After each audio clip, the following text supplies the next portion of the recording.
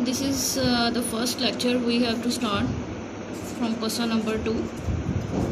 Find intrinsic equation of cycloid. और equations हमारे पास गिवन है x is equal to a into theta plus sine theta, y is equal to a into 1 minus cos theta and fixed point is being origin, यानी जो हमने fix point लेना है वो ओरिजिन लेना है। तो इसका सोल्यूशन स्टार्ट करते हैं। सबसे पहले साइक्लॉइड जो है उसकी हमने डायग्राम बनानी है। क्योंकि यहाँ पे हमारे पास ओरिजिन कहा गया है, ओरिजिन की वैल्यू जो हमारे पास होती है उस पर दोनों पॉइंट्स यानी एक्स और वाई दोनों वैल्यू 0 0 होती हैं।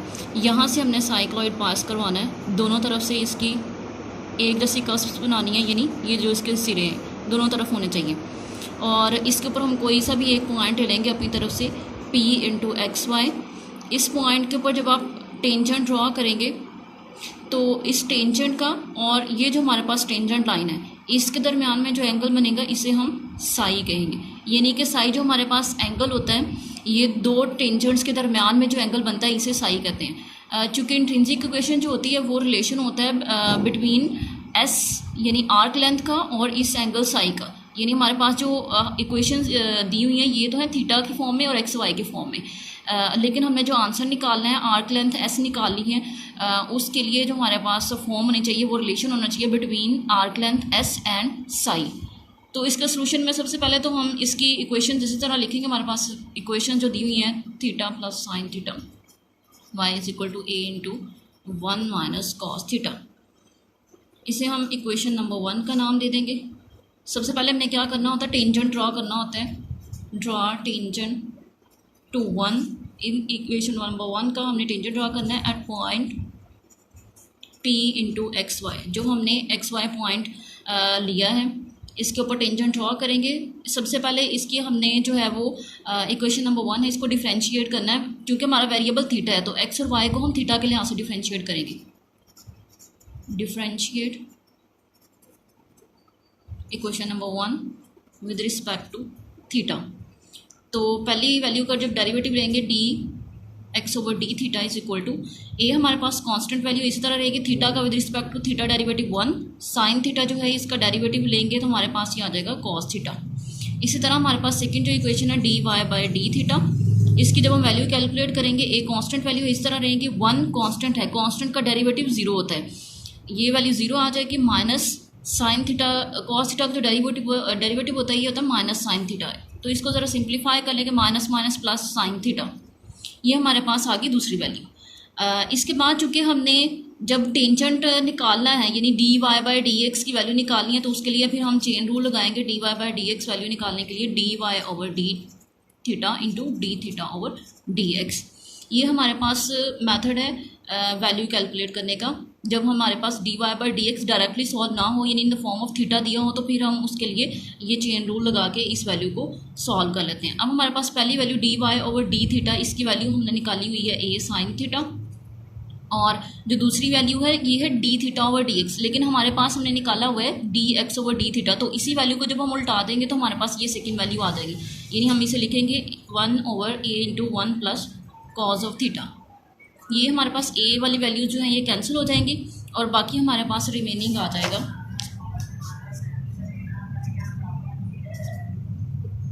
Sine theta over 1 plus cos theta. अब साइन थीटा का हमारे पास जो फार्मूला होता है 2 sign theta by 2 and cos theta by 2 over 1 plus cos theta, इसका हमारे पास फार्मूला होता है 2 कॉस स्क्वायर थीटा बाय 2। जब हम इन वैल्यूज़ को सॉल्व करेंगे तो ये 2 इस 2 से कैंसिल हो जाएगा, A cos theta by 2 A cos theta by 2 से कैंसिल हो जाएगा, बाकी आ जाएगा sine theta by 2 over cos theta by 2। और साइन ओवर कॉस जो होता है हमारे पास टैन होता है, टैन थीटा बाय 2। ये हमने वैल्यू निकाली है D Y over D X, यानी डेरिवेटिव की हमारे पास वैल्यू आ गई। अब हमारे पास जब डेरिवेटिव निकल आता है तो हमने इसकी वैल्यू इंट्रिंसिक इक्वेशन के लिए पॉइंट पे चेक करनी होती है। जो हमारे पास फिक्स पॉइंट होता है, यहाँ पे हमारे पास फिक्स पॉइंट है ओरिजिन यानी 0 0, इसके ऊपर हम ये वैल्यू कैलकुलेट करेंगे तो हमारे पास ये जो है ये वैल्यू आ जाएगी। यानी जहाँ पे हमारे पास वैल्यू दी हुई है थीटा की, इसकी जगह पे हम 0 पुट कर देंगे, tan 0 which is equal to 0। तो हमारे पास यहाँ पे जब हमारे पास डेरिवेटिव की वैल्यू कैलकुलेट हो जाती है तो फिर हमने बताना होता है कि ये वैल्यू जो है वो किसके पैरेलल है। So tangent to 1 at O यानी origin is parallel to x axis. यहाँ पे जो एक बात है मैं एक्सप्लेन कर देता हूँ कि जब हम डेरिवेटिव की वैल्यू उस फिक्स पॉइंट के ऊपर कैलकुलेट करते हैं, अगर आंसर हमारा 0 आया तो वो पैरेलल टू x एक्सिस होगा। अगर हमारा आंसर आता है इन्फिनिटी या अनडिफाइंड तो उस केस में वो पैरेलल टू y एक्सिस होगा। अब यहाँ तक हमने कैलकुलेट कर लिया, इसके बाद हमने इसी एंगल को जो हमने कैलकुलेट किया हुआ tan थीटा बाय 2 यानी डेरिवेटिव की जो वैल्यू है इसको हमने कन्वर्ट करना है साई एंगल में, ताकि हमारा जो है वो इंट्रिंसिक इक्वेशन का रिलेशन बन सके। तो उसके लिए हम स्टार्ट करते हैं, let psi is angle between two tangents, यानी दो टेंजेंट्स के दरमियान में हमारा जो एंगल हमने सपोज किया हुआ था वो साई था।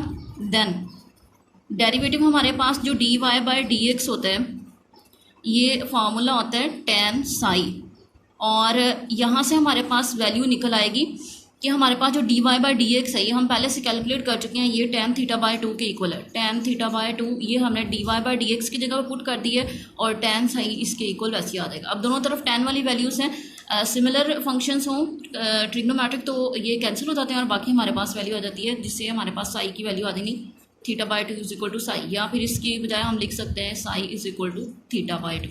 ये हमारे पास वैल्यू आ गई थीटा बाय 2 की।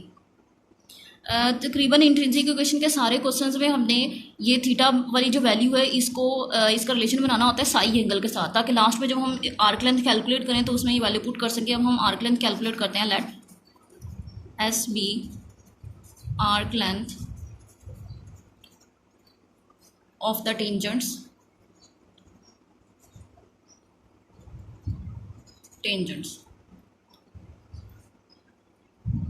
from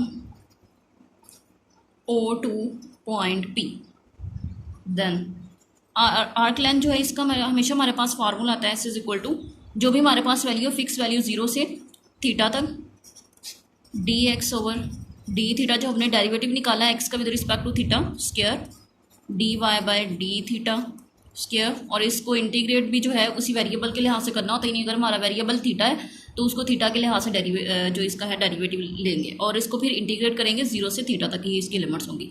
अब हमने जो इसकी वैल्यूज़ निकाली हुई हैं ये वैल्यूज़ इसमें पुट करेंगे। D X over D theta इसकी वैल्यू हम पहले निकाल चुके हैं, A into 1 plus cos of theta इसका square plus D Y by D theta इसकी वैल्यू हमारे पास मौजूद है ए साइन थीटा इसका स्क्वायर और साथ डी थीटा इस तरह आ जाएगा। 0 से थीटा लिमिट्स आ जाएंगी, जब इसका स्क्वायर लेंगे ए स्क्वायर, ये ए प्लस बी होल स्क्वायर के फार्मूले से ओपन होगा, 1 का square 1 cos square theta plus 2ab यानी 2 कॉस थीटा, और जब इसका स्क्वायर लेंगे तो ये आ जाएगा ए स्क्वायर साइन स्क्वायर थीटा और साथ डी थीटा। पिछली जो दोनों वैल्यूज़ हैं उसमें हमारे पास ए स्क्वायर जो है वो कॉमन आ रहा है तो हम कॉमन ले लेंगे, तो बाकी हमारे पास बच जाएगा 1 plus 2 cos theta cos square theta plus sine square theta D theta. 0 से थीटा हमारे पास इंटीग्रेट होगा, A square 1 plus 2 cos theta sine square theta जमा कॉस स्क्वायर थीटा हमेशा 1 वैल्यू होती है डी थीटा। इसके बाद हमारे पास आ जाएगा 0 से theta a square 1 plus 1 2 plus 2 cos theta D theta. 0 से थीटा हमारे पास इसी तरह रहेगा। अब हमारे पास ये जो वैल्यू है ए स्क्वायर और इसमें से हम 2 कॉमन ले लेंगे तो ये वैल्यू भी साथ कॉमन आ जाएगी, 1 प्लस कॉस थीटा, ये हमारे पास स्क्वायर रूट में बच जाएगा। 0 से थीटा 2 का स्क्वायर रूट हमारे पास 2 ए स्क्वायर का, इसका हम लदा कर देंगे, और जो हमारे पास है 1 प्लस कॉस थीटा इसका हम ज़्यादा लदा कर देंगे। 2 का स्क्वायर रूट 2 ही रहेगा, लेकिन जब ए स्क्वायर का जजर हम इसके साथ लगाएंगे तो ये स्क्वायर जजर कैंसिल होने के बाद ए आ जाएगा 0 से थीटा। ये चूँकि कांस्टेंट वैल्यूज थी इसलिए इसको हमने लिमिट से बाहर लिख लिया 1 plus cos theta D theta square root 2 square root 2 A इसी तरह रहेगा 0 से थीटा। ये हमारे पास फार्मूला होता है 1 प्लस कॉस थीटा का 2 cos square theta by 2 D theta square root 2 A भी इसी तरह मल्टीप्लाई होगा और ये 2 का स्क्वायर रूट जो है ये हमारे पास इसी तरह आ जाएगा। और जब इसका स्क्वायर रूट अलग करेंगे तो ये हमारे पास नेक्स्ट स्टेप में स्क्वायर और स्क्वायर रूट जो है ये कैंसिल हो जाएंगे। स्क्वायर रूट 2 और इसके साथ ये जो अंदर वाला स्क्वायर रूट 2 है ये भी आ जाएगा क्योंकि ये भी कांस्टेंट वैल्यू है 0 से थीटा। बाकी हमारे पास बच जाएगा cos theta by 2 D theta. 2 बार हमारे पास स्क्वायर रूट वाली वैल्यूज़ मल्टीप्लाई हो रही हैं तो इनका स्क्वायर हो जाएगा। सिमिलर वैल्यूज जब मल्टीप्लाई होती हैं तो उनका स्क्वायर हो जाता है cos theta by 2 D theta. Square और स्क्वायर रूट जो है वो कैंसिल हो जाते हैं 2a और 0 से थीटा हमारी लिमिट इसी तरह आएगी cos theta by 2 D theta. अब इसको हमने आगे इंटीग्रेट करना है 2a इसी तरह आएगा और कॉस थीटा बाय 2 को जब इंटीग्रेट करते हैं तो ये हमारे पास आ जाता है इंटीग्रेशन कॉस थीटा की होती है साइन थीटा।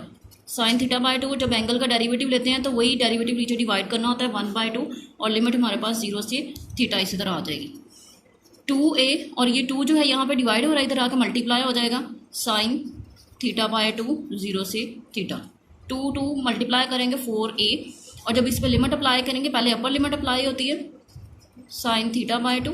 अब हम ये ब्रैकेट्स यूज़ कर रहे हैं माइनस लोअर लिमिट इसकी अप्लाई करेंगे तो ये 0 bye 2 4a sign theta by 2 और साइन 0 बाय 2 जब डिवाइड करेंगे तो ये 0 ही हो जाएगा साइन 0 0 होता है तो ये वैल्यू जो है हमारे पास ख़त्म हो जाएगी 4a बाकी हमारे पास रह जाएगा साइन थीटा बाय 2।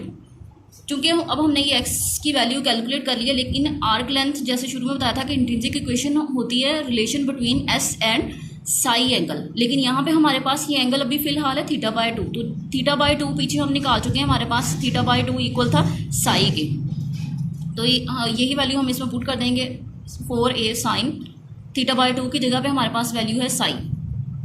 ये हमारे पास हिंट में साथ बताएंगे भी इसका रीज़न कि ये हमने वैल्यू कहाँ से पुट की है। जो हमने पहली वैल्यू रिलेशन में निकाली हुई थी कि साई जो है वो थीटा बाय 2 के इक्वल होता है। ये जो हमारे पास इक्वेशन आई है यानी ये रिलेशन हमारे पास आ गया है साई और एस के दरमियान में। तो जो इंट्रिंसिक इक्वेशन होती है ये भी एक रिलेशन होता है बिटवीन एस एंड साई। तो ये हमारे पास रिक्वायर्ड इक्वेशन आ गई which is required intrinsic equation।